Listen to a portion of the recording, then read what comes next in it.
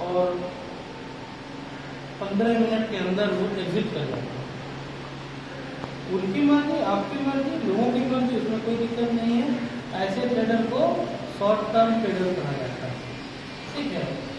या कोई लोग हैं कि 15 मिनट से लेकर के 1 घंटे में एग्जिट कर गए, है ना, तो ऐसे ट्रेडर को भी शॉर्ट टर्म ट्रेडर के ही रूप में माना जाता है।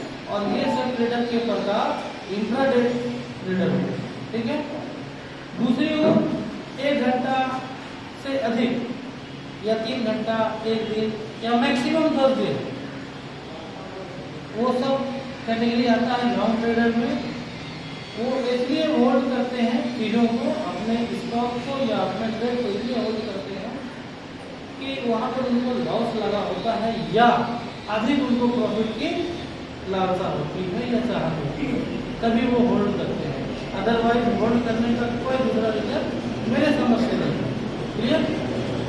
तो ये बातें हुई कि एक बिगिनर को या बेसिक स्टार्ट करने वाले को 5 चीज करना होगा, नहीं करेंगे तो आपका ट्रेडिंग नहीं हो सकता, है ना। 5 चौथा और 5वां इसलिए इम्पोर्टेंट है कि आप अपना प्रॉफिट एंड लॉस को मैनेज कर पाएंगे।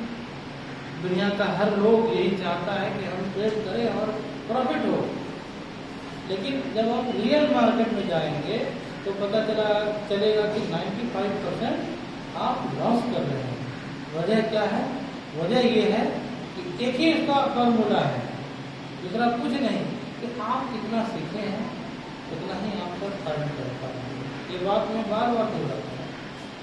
भले आपको लग रहा होगा कि आसानी में चलो ये हो रहा है, ठीक है, लेकिन जब आप इसके वैल्यू को, अगर आप इन चीज़ों को समझ पाएंगे और इसको लेकर के मार्केट में प्रेजेंट करेंगे, तभी आपको इसका मूल्य इतना मिलेगा कि आप सोच नहीं सकते। अगर आप इन 5 चीज़ों पर कमांड रख लेते हैं तो 5 चीज़ों को कमांड रखने के लिए पूर्व में जितनी बातें बताई गई वो बातें थोड़ी बहुत आपको सपोर्टिंग होगा, थोड़ा बहुत कार्य होगा, ठीक है। अब उस पर आप कितना अमल करते हैं ये मेन चीज़ है। आप कितना उसको प्रैक्टिस में लाते हैं ये मेन चीज़ है ना। उसके लिए आपको ट्रेडिंग के समय जब आप ट्रेड कर दिए होंगे तो आपको बताने वाला, पूछने वाला कोई नहीं होगा। आपको बताने और पूछने वाला या सिखाने वाला 2 ही चीज मिलेगा, एक प्रॉफिट या एक लॉस, है ना। प्रॉफिट या लॉस जब दिखेगा तो वही आपको का वहाँ पर गुरु होगा, वही आपका वहाँ पर टीचर होगा, वही मार्गदर्शक होगा। प्रॉफिट हो गया तो बहुत आप हैप्पी होंगे, लॉस हो जाएगा तो आप नाखुश होंगे, नाराज होंगे, अनहैप्पी हो जाएंगे। तो इन चीज़ों को समझना होगा बारीकी से। दुनिया का सबसे टफ काम ट्रेडिंग है। क्यों है? क्योंकि सब काम का वक्त एक फिक्स है। यही एक ऐसा काम है जिसका वक्त फिक्स नहीं है। ये 24 घंटा में आप कभी भी कर सकते हैं,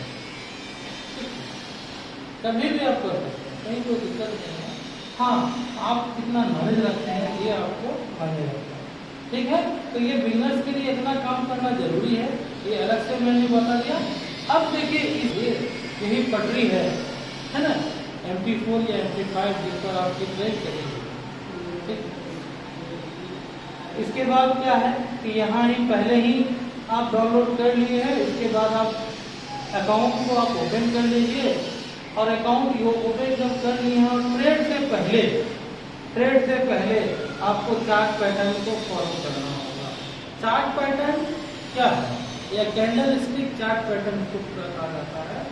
जो कैंडल बनता है ना वो इतिहास दोहराता है, एकदम संक्षेप में याद रखिएगा।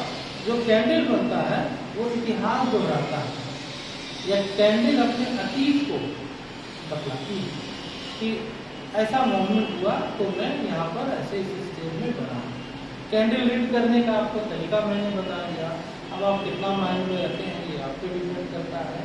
इसके बाद देखिए इसी का एक चैप्टर है, कैलकुलेट कीजिए अपने प्रॉफिट एंड लॉस को और आप इंजॉय कीजिए डेमो अकाउंट को। डेमो अकाउंट में आप ट्रेड कीजिए, ठीक है। और अगर आप यहाँ तक पूर्व में जितना भी बातें बतलाई गई, अगर आप उतना तक आप कंट्रोल रखते हैं और साथ ही साथ जो भी हम लोगों का आज के बाद से ट्रेनिंग होगा उसमें इन बातों पर चर्चा नहीं की जाएगी। अब यहाँ के नीचे से है ना, जो बिल्कुल टेक्निकल एनालिसिस का चीज़ है, उस पर हम लोग बात करेंगे। खास करके चार्ट पैटर्न पर बात होगी अगले वीक से। तो आज के लिए क्या है कि आप डेमो अकाउंट तक क्रिएट कर लीजिए। इसके बाद है, अगर आप इतना पर मास्टरी हासिल कर लेते हैं डेमो अकाउंट क्रिएट तक और उसको बाय सेल या ट्रेडिंग करने तक रखते हैं और अपने अगर आइडिया को आप दूसरों के साथ शेयर करते हैं, तो आप मास्टर ट्रेडर बन जाते हैं। मास्टर ट्रेडर का मतलब हुआ कि आप तो ट्रेडिंग कर ही सकते हैं, लोगों को भी आप बता सकते हैं। ये स्किल, ये आर्ट, ये विधा अगर आप सीख लेंगे तो आप ये जानिए कि पूरे दुनिया के किसी भी कोने में आप रहिए, आपकी आमदनी में इजाफा ही होगा, बढ़ोतरी ही होगा। कोई लोग शिक्षित है, उनको जॉब नहीं है, वो भी ये कर सकते हैं। जो लोग जॉब कर रहे हैं, चाहे सरकारी हो या प्राइवेट हो, कोई मतलब नहीं है। अगर समय है उनके पास, और हम ये कह सकते हैं कि बेशक उसके पास समय होगा उनके पास, वो अपने जॉब में कितना बिजी होगा सर? 16 घंटा, उससे अधिक कोई जॉब में बिजी नहीं होगा तो आमतौर पर, है ना। उसके बाद भी समय बचता है, वो ट्रेड कर ले, कोई बात नहीं है।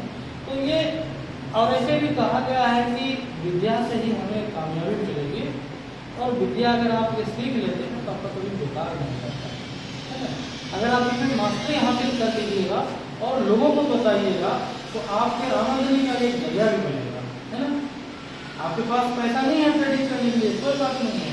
अगर आप इन चीज़ों को समझते हैं और लोगों को बता पाते हैं तो इससे भी आपकी आमदनी होगी, निश्चित रूप से होगी, है ना, निश्चित रूप से होगी। ठीक है।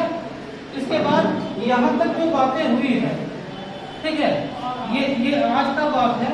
एनालिसिस दो प्रकार का होता है, एक फंडामेंटल और एक टेक्निकल। फंडामेंटल एनालिसिस कहाँ करेंगे? फंडामेंटल एनालिसिस कहाँ करेंगे? एग्जांपल समझिए, आईटीसी एक कंपनी, ठीक ना,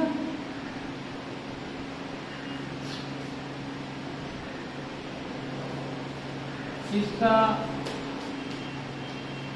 फंडामेंटल एनालिसिस, टेक्निकल एनालिसिस, इसके दो पार्ट हो सकते हैं। फंडामेंटल में क्या आएगा कि आईटीसी का भाई निर्माण कब हुआ, इसका मदर प्रोडक्ट क्या है, इसके मार्केटिंग कहाँ कहाँ है, इनके प्रोडक्ट का कंजम्पशन कितना है, कितना रेवेन्यू जनरेट करता है, पिछले 10 साल का ट्रैक आप चेक कर सकते हैं, रिकॉर्ड, है ना, रिकॉर्ड ट्रैक कर सकते हैं। तो ये जो बुनियादी चीज़ है या इसके ग्रोथ को आप समझ सकते हैं, ये बुनियादी चीज़ है, तो वो फंडामेंटल एनालिसिस होगा। क्लियर? हम ट्रेडिंग के व्यू से बता रहे हैं आपके पास। और जब आप टेक्निकल एनालिसिस कीजिएगा तो आपको देखना होगा कि उसके एक शेयर का दाम कहाँ से अप हुआ, कहाँ से डाउन हुआ, या उसका एक पक्ष का रिकॉर्ड का मूल्य कहाँ पर सेट है, और या उसके मासिक का देख सकते हैं, वार्षिक का देख सकते हैं, ठीक ना, और उसका ट्रेंड या पैटर्न क्या करता है। तो इस तरह का जो एनालिसिस है ये टेक्निकल कहलाता है ना। अब यहाँ पर जब आप फॉरेक्स में आते हैं ट्रेडिंग में, तो यहाँ पर आम तौर पर आपको फंडामेंटल एनालिसिस की कोई आवश्यकता नहीं है। क्यों नहीं है? क्यों नहीं है पूछो? क्योंकि यहाँ करेंसी है, यहाँ गोल्ड है, यहाँ सिल्वर है, यहाँ क्रिप्टो करेंसी है, जिस पर आम तौर पर फंडामेंटल एनालिसिस नहीं करना पड़ता है ना। वहाँ पर सिर्फ और सिर्फ टेक्निकल एनालिसिस करना पड़ता है। सोने का भाव कब चढ़ेगा, कब उतरेगा, सोने के खदान का संख्या थोड़ी ना हमको गिनना होगा, तो मार्केट के ट्रेंड को फॉलो करना होगा, मार्केट क्या कह रहा है और मार्केट कैसे ऊपर होता है या कैसे नीचे होता है। तो आम तौर पर ये डिमांड एंड सप्लाई का प्रोसेस है ना, डिमांड एंड सप्लाई का प्रोसेस है। किसी भी चीज़ की मांग अगर अधिक होगी और सप्लाई भी हो जाएगा तो उसकी मार्केट में वैल्यू बनी रहेगी, ठीक है। अगर उसके सप्लाई में कमी होगी, डिमांड हाई होगा, तो मूल्य में वृद्धि हो जाएगा, है ना। अगर इसका जस्ट उल्टा होगा तो मूल्य में ह्रास हो जाएगा, कमी हो जाएगा, ठीक है। तो डिमांड एंड सप्लाई बेसिक चीज़ है, लेकिन डिमांड एंड सप्लाई से भी बढ़ करके अब है खास करके यूज